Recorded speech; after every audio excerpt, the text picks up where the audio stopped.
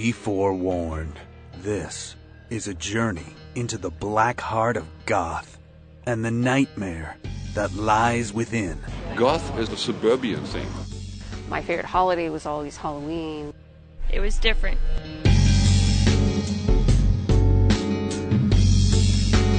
Goth, the underground apparition that endures. What is its origin? It's pogoing, spitting, and safety pins. Nazis. The futility of things around us. How can Goth, obscure and misunderstood by what is known, be popular? In a way, it holds up a black mirror to mainstream society. It attracts people that are out of the box.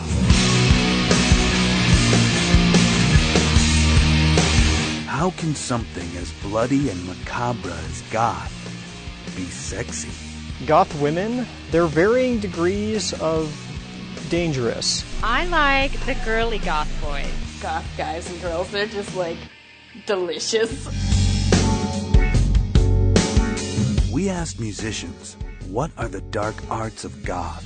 You're laughing because you heard me saying that I wanted to kill everyone in the world. We intentionally go out there looking like monsters. Y'all are devils. You're devils.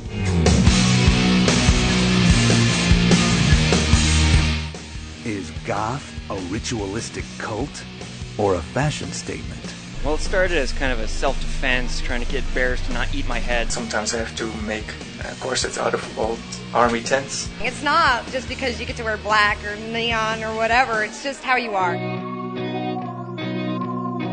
What happens when Goth, eroticism, and performance art mesh? Anything can happen, and if you see it, it's really happening. It's not something, it's not choreographed. Discover the light in the abyss. Enter the underground world. Goth, Vampire Nation.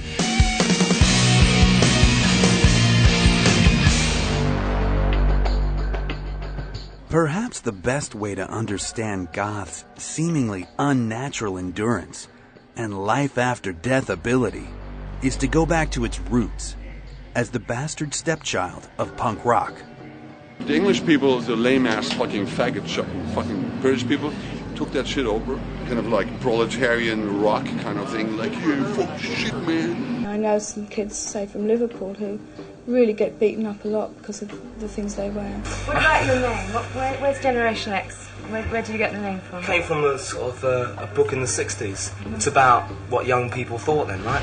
But why were Goths Goth? I grew up in a town of nothing but preps and jacks and decided I had to be different. My first introduction to Goth was a girlfriend I had in high school. Mom, what's Goth?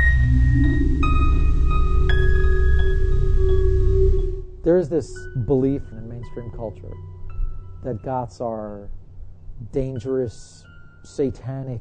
You could get ridiculed if you were walking down the street and you had crazy black hair like Robert Smith from The Cure. I was actually 10 and kind of started going gothish then. Sometimes I'll get weird looks on the street. As soon as you look out the window, look around the room, walk down the street, your consciousness is being cut by random factors. Life is a cut-up. The mainstream society is basically, they're just being very safe.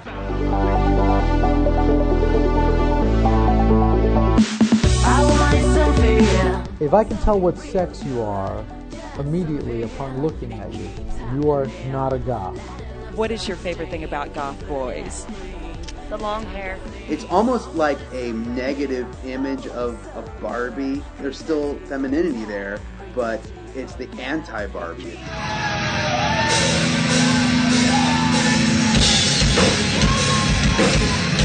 Roz and Eva started a band Shadow Project that I roadie for them at that time. Roz really liked David Bowie. I was always struck by the difference that he was putting across in the early 70s. Switchblade Symphony. That is like every goth girl's dream band.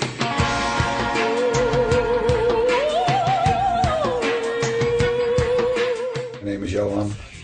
I'm Mulder. Vampire. Yes, this is how they play this funky.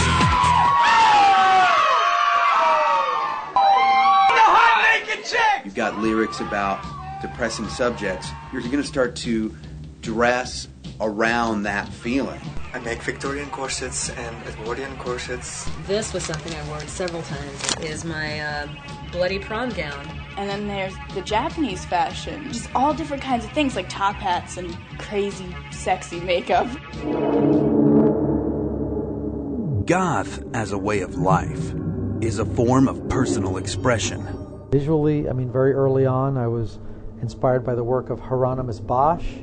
And actually, my very first directing job was bringing to life a stop-motion version of the Garden of Earthly Delights. My name, Medusa, comes from snake name that was cursed by the god. When I was younger, I had been raped. But basically, this piece is about the purification of the body.